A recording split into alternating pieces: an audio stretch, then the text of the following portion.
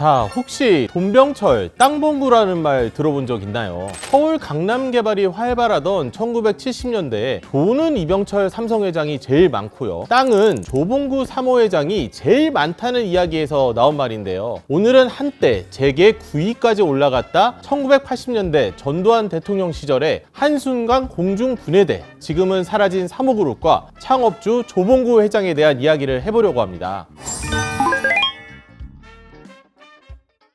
우리가 서울 반포 고속터미널에서 윤석열 전 대통령의 사저로 뜻하지 않은 유명세를 탄 아크로비스타라는 아파트 있잖아요. 여기를 가려면 3호가 든 사거리를 지나게 되는데요. 지금은 이제 거의 다 재건축을 한 신축 아파트인데 이 3호가 든 아파트를 지은 사람이 바로 3호의 창업주 조봉구 회장입니다. 이 밖에도 강남 한복판에 개나리, 진달래 아파트 같은 정다운 이름의 아파트도 바로 이 3호에서 지었어요. 조봉구 회장은 1919년에 태어나 일제시절에 설린 상고를 나온 엘리트였습니다. 해방 이후에 우리나라에는 지금과 같은 중공업이 없었고 가장 유망한 사업이 면 방직업이었어요. 주로 일본인들이 운영하던 방직기를 정부로부터 불화받아서 옷감을 만들거나 수입하는 형태였는데요. 당시에 제일모직을 설립한 이병철 회장은 옷감 수입 등으로 많은 돈을 벌었고요. 조봉구 회장도 이 메리아스와 아리랑 모사라는 뜨개질용 털실을 생산하는 동광 기업을 1952년에 설립했습니다. 2년 뒤에는 지금도 이제 유명한 태광산업의 창업회장인 이임용 회장과 면방업체 1위인 경남모방을 설립했지만 이해관계가 서로 달라서 동업관계를 청산했어요. 이렇게 면방업으로 큰 돈을 번 1960년대 중반 조봉구 회장의 다음 관심사는 땅이었습니다.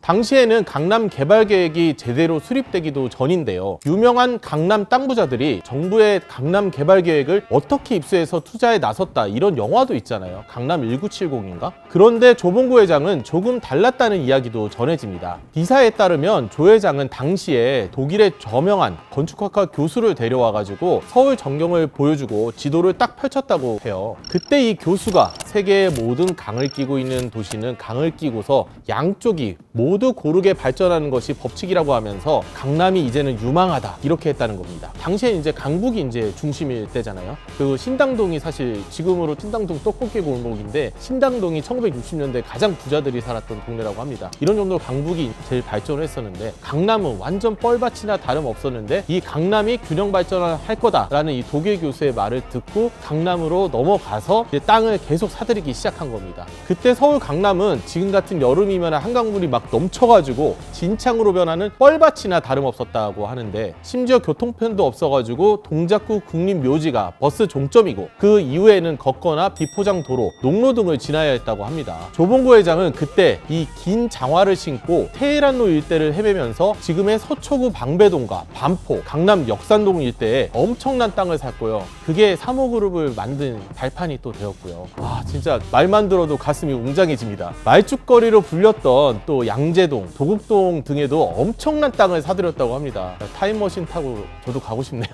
이 테헤란로 근처에 조 회장이 가지고 있던 땅만 60만 평이라고 하니까 지금으로는 정말 이거 상상할 수 없는 이 몇 조가 아니라 몇십 조, 몇백 조쯤 되지 않을까요? 그 정도 금액인 건데 이때 1966년에 엄청난 사건이 하나 벌어집니다. 제3한강교라고 알려진 한남대교, 이 한남대교가 착공한 거예요. 용산과 강남 한복판을 잇는 당시로서는 한강에 제일 큰 교량이 생긴 건데요. 착공 당시에 평당 3,400원 하던 신사동 땅값이 착공 1년 뒤에 10배가 뛰었고요. 1970년대 말 강남 개발이 마무리되자 1,000배가 뛰었어요. 조 회장은 이제 땅만 사들이지는 않고 1974년에 3호 주택을 출범시키고 아까 3호 가든이라고 했잖아요. 이 본격적인 강남 분양 사업에도 뛰어듭니다. 아까 말씀드린 3호 아파트 그리고 개나리 아파트, 3호 쇼핑센터를 그때 지었고요. 아파트 붐에 자신을 얻어서 또 수원 컨트리 클럽, 제주도 그랜드 호텔, 오라 컨트리 클럽 등 레저 사업에도 진출하게 됩니다. 이때 그 조봉구 회장의 운전기사가 그때 회장을 따라다니면서 이 회장이 산 땅 주변의 땅을 계속 사들였다고 해요. 훗날 그 사람이 강남에서 진짜 엄청난 거부가 되었다는 이야기도 있습니다. 운전기사도 할만하네요.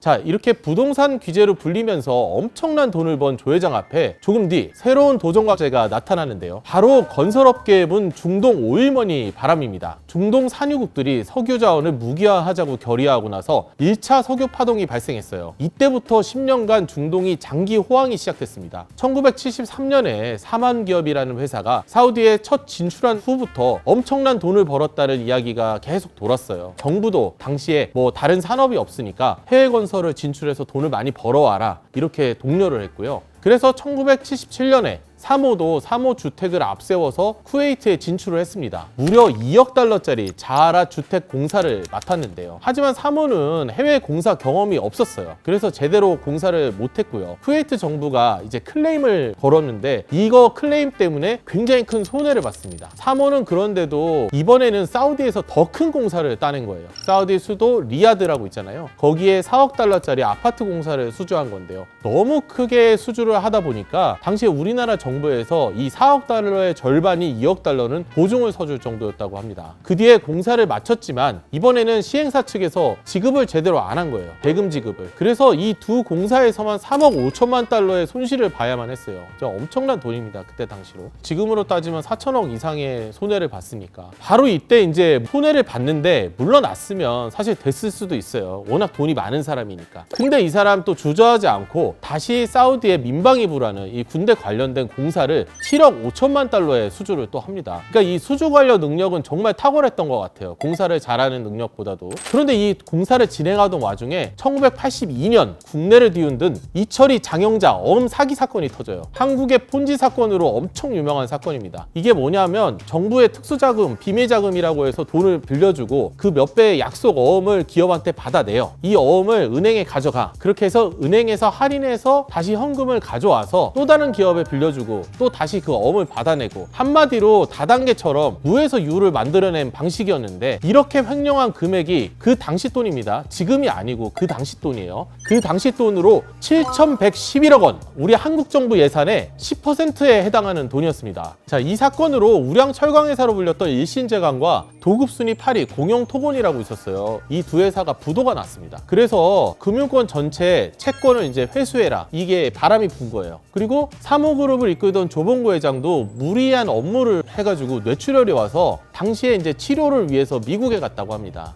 그러니까 이제 회장도 없던 상황인 거죠. 그러니까 정리를 해보자면 이철이 장영자 사건이라는 이 당시에 엄청난 사건이 터지면서 금융권에서 부채를 전부 회수하기 시작한 거예요. 당시에 해외건설 등으로 부채가 많았던 사모그룹도 당연히 이 부채 회수의 대상이 됐고요. 조흥은행에서 경영관리단을 파견했는데 조흥은행 상무였던 위성복 전 조흥은행장이 사모의 총 자산을 팔아도 부채를 빼면 손실액이 2,900억 원이나 됐다고 나중에 밝혔는데요. 생각보다 부채가 더 많았던 거예요. 그래서 대림산업, 지금의 DL그룹의 위탁 경영을 이제 맡기게 됩니다. 그러고 나서 전두환 정권의 산업 합리화 조치라는 이 조치에 따라서 결국엔 사모그룹은 DL그룹에 완전히 합병되면서 해체되게 됩니다. 자, 조봉구 회장과 가족들은 그 후에 이제 5공화국의 청산 분위기에 맞춰서 전두환이 이제 잡혀가고 백담사 가고 하니까 그거에 맞춰서 수차례 사모를 돌려달라며 진정서를 넣었어요. 그런데 받아들여지지 않았고요. 1997년에 딸과 함께 재산권 반항 소송을 냈지만 이것도 역시 무의로 끝났습니다. 이 사모그룹은 15년 전 한 유명 가수의 충격 고백으로 또다시 화제가 되기도 했는데요. 아이유가 리메이크한 나의 옛날 이야기라는 노래가 있습니다. 노래 좀 아시는지 모르겠네요. 쓸쓸하던 그 골목을 당신은 기억하십니까? 저만 기억하도록 하겠습니다. 죄송합니다. 그 가수 조덕배 씨가 사실 나는 대기업 CEO였다 이렇게 고백한 거예요. 그러니까 조덕배 씨의 작은아버지가 조봉구 씨가 되는데 사모그룹이 해체하기 전에 사모건설의 외벽 도장공사, 그러니까 페인트 칠을 도맡아 했던 사모까뮤의 대표로 일했다고 고백했는데요. 조덕배 씨는 당시에 전두환 정부에게 회사를 뺏기고 한순간에 그룹이 공중 해체되면서 돈을 벌려고 가수로 데뷔했다고 했고요. 그거 덕분에 뭐 꿈에라든지 나의 옛날 이야기 같은 명곡이 남은 거겠죠. 그리고 당시에 또 이제 재미있는 비하 기아가 있습니다. 지금의 방배동 설해마을인 거죠. 대지 1000평, 건평 300평짜리 대저택을 이 조봉구 회장이 소유하고 있었는데요. 거기에 500년 된 미루나무가 있었는데 그 원래 있던 건지 나중에 뭐 가져와서 심은 건지 그건 알려지지 않은데, 어느 날 이제 전두환 대통령의 부인 이순자 여사라고 있잖아요. 이순자 여사가 그 집에 이제 놀러 간 거예요. 놀러 가서 그 미루나무를 보고 와 진짜 멋있다 탐복을 했는데, 저 미루나무 그 우리 집으로 좀 갖다 옮겨 심으면 안 되냐, 그러면 사실 농담으로라도 심으세요 라고 하면 가져가든지 말든지 이랬으면 되는데, 약간 이제 그 상황에서 그 조봉구 회장 부인이 면박을 준 거예요. 안 된다는 식으로. 그러고 나서 이제 며칠 뒤에 사무그룹 해체라는 게 신문 일면에 나왔다는 그런 이야기가 조덕배 씨의 주장입니다. 그러니까 어떻게 보면 이게 나무 한 그룹 때문에 그룹이 해체될 수 있을까라는 생각은 하는데, 조 씨는 당시에는 이제 전두환 정권의 보복이 두려워가지고 이런 이야기를 철저히 숨겼다고 합니다. 이렇게 한 시대를 풍미한 유명 가수가 언론에 나와서 자기의 집안 얘기를 하면서 대기업 CEO였다라고 고백을 하니까 언론에서 당시에 엄청난 또 화제가 되기도 했습니다. 자, 2009년에 그 땅봉구 조봉구 회장은 미국에서 89세로 사망했는데요. 조그만 임대주택 아파트에서 생을 마감했다고 알려져 있고요. 미국에 사는 다른 가족의 이야기는 알려진 바가 없습니다. 미국으로 찾아온 지인이 한 분 있었다고 해요. 지인한테 조봉구 회장은 지금 이대로도 행복하다고 말했다는데요. 만약에 회사를 빼앗기지 않았다며 온갖 스트레스로 힘들게 살았을 거라고 말했다고 전해집니다. 자, 강남 개발로 상상할 수 없는 부를 쌓았던 조봉구 회장. 사무그룹 해체가 정치의 희생양이냐, 경영의 실패냐는 아직도 논쟁이 있는데요. 땅봉구라는 별명처럼 지금은 넓은 하늘나라 땅에서 평온한 안식을 가졌으면 좋겠습니다. 소비더머니였습니다.